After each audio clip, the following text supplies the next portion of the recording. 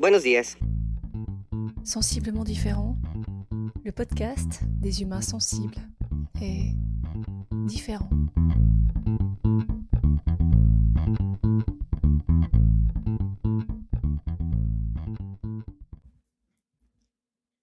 Aujourd'hui, je rencontre Julie. Prof de yoga et de danse, elle a une intelligence du corps qui m'a aidée à me mettre sur la voie du mouvement. Elle incarne pour moi la joie pure, celle de l'enfant. Je la connais depuis toujours. Et c'est tout naturellement que j'ai pensé à elle pour le sujet que je vais aborder. On se transmet des outils, elle à travers la danse, moi à travers le chant. Hier, c'était justement un jour choral. Ce n'est pas spécialement que je kiffe le principe de chorale, et c'est un peu long de t'expliquer pourquoi et comment j'en suis arrivée là. Seulement, dans ma version, mi-punk, mi-poète, ça me va. J'aime le moment où les différentes voix se mêlent et s'entremêlent et vibrent ensemble. Parfois, je me mets au milieu du groupe et je prends un bain de son. L'échauffement, c'est toujours une transition entre la vie du dehors et l'instant présent. Un moment où tu lâches ce qui t'encombre pour être pleinement là. En général, on fait nymphe. En jouant, ensemble, en se marrant, il y a comme une étincelle d'amour et de joie qui circule et nourrit. Et ce qui est cool avec ce groupe, qui n'a pas forcément d'histoire commune, c'est que quel que soit le truc barré ou complètement barré que je propose, ils sont à donf. Parfois, en plus, quand ils chantent, c'est beau.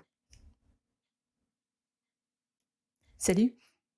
Cet épisode fait partie du challenge du podcast 2023, initié par la géniale équipe de l'Académie du podcast, et auquel j'ai choisi de participer tout au long du mois de janvier. Un jour, un thème, un podcast. Cette fois encore, on part d'une contrainte technique. Écoute bien, elle te sera révélée au cours de l'épisode. Je m'appelle Magali D, je suis un humain, maman 4 fois, thérapeute en kinésiologie, enseignante pendant 20 ans dans tous les sens, chercheuse et amoureuse de la vie, mi-punk, mi-poète. Je t'invite aujourd'hui à cheminer avec moi.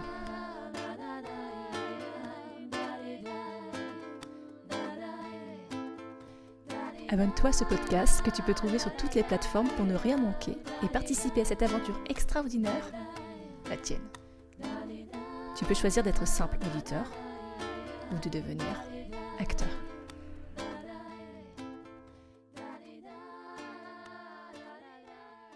Sensiblement différent. Bonjour. Est-ce que tu veux bien te présenter en 2-3 mots, dire qui tu es, ce que tu vis en ce moment, enfin ce que tu veux. Alors, moi, je m'appelle Julie. Je suis maman de 3 enfants, je suis professeure de danse et de yoga. Comment vas-tu? La question, il fallait peut-être pas Voilà, en général, je pourrais répondre ça va, tout va bien, mais niveau taf, je dirais que ça va bien, et niveau perso, je dirais que c'est pas le chaos, je dirais pas jusque-là, mais en tout cas, ça bouge beaucoup, ça brasse, je me sens brassée. Ok. Voilà. Bon, merci de partager ça déjà. On a une contrainte technique un peu particulière aujourd'hui, tu reconnaîtras, que tu peux dire quelle est notre contrainte technique du jour. La contrainte du jour, c'est d'être debout. Voilà, donc on est en train de discuter, mais je ne sais pas si ça change quelque chose. En tout cas, pour moi, c'était pas vraiment une difficulté quand j'ai vu la contrainte, parce que depuis, je sais plus quand, je crois que j'ai vu passer un collègue qui s'enregistrait debout, qui disait que dans le mouvement, c'était parfois un peu plus fluide.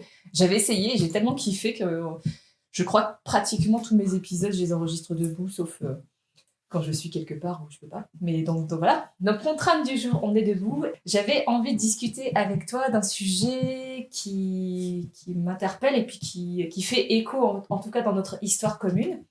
C'est la puissance du jeu.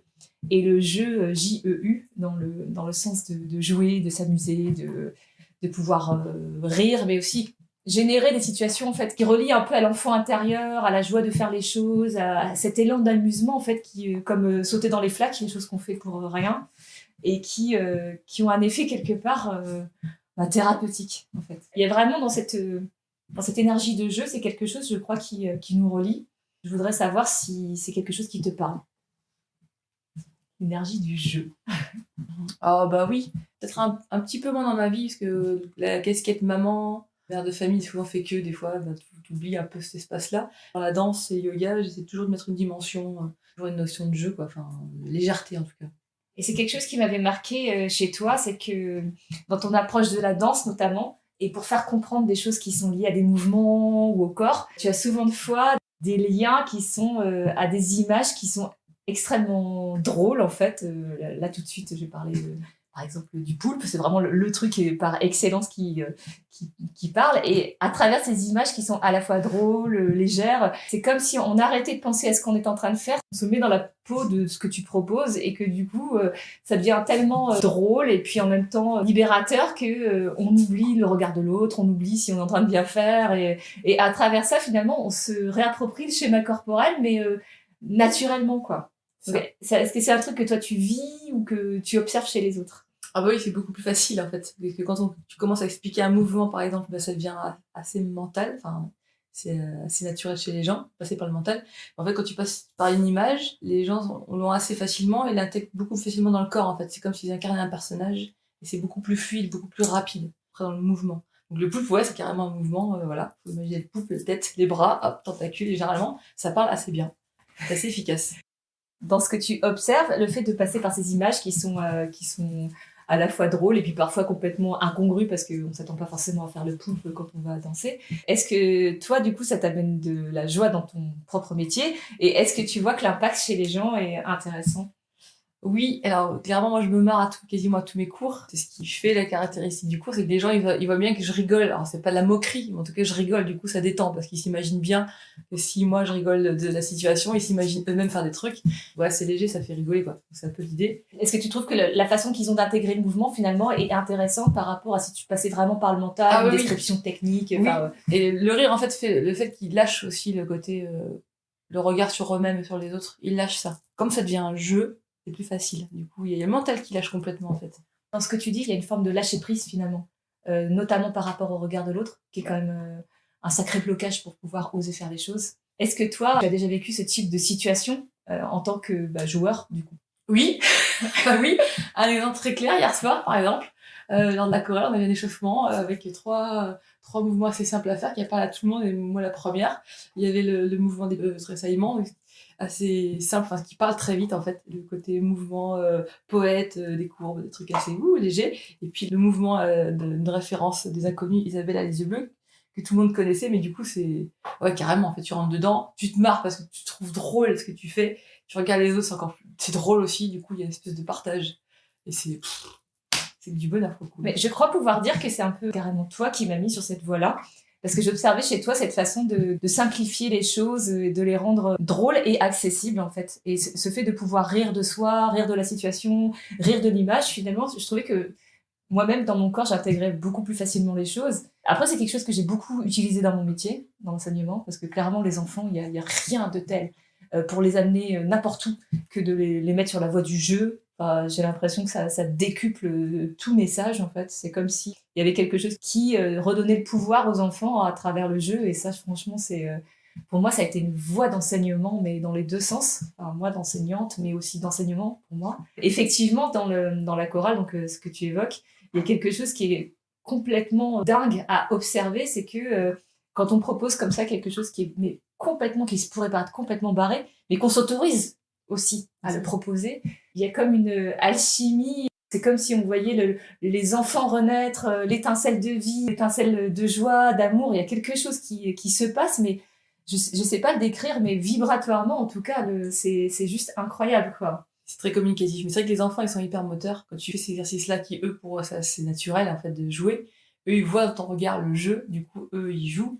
Et après, tu transcris ça dans les groupes un peu plus grands, ados. Ils ont ça. Et les adultes, ils l'ont aussi. Donc, du coup, ça dans chacun d'entre nous, en fait. Et puis, quand tu lâches la barrière du mental et effectivement, le regard de l'autre, il se passe des choses de fou. Enfin, c'est génial. Que ce soit pour les enfants ou pour les adultes, quand tu ouvres cet espace et cette porte du jeu et de l'amusement, de ce côté un peu délire, tu as remarqué comme ça fait naître de la gratitude chez eux.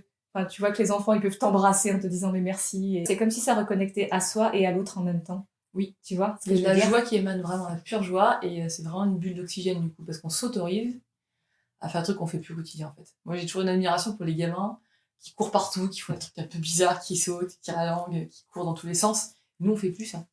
Parce que nous, il nous faut un truc utile. Il faut une raison pour faire des choses, alors que eux, c'est spontané. Et c'est ça qui eux, ils sont des grands enseignants pour nous. C'est des maîtres. Bah ouais, quand même.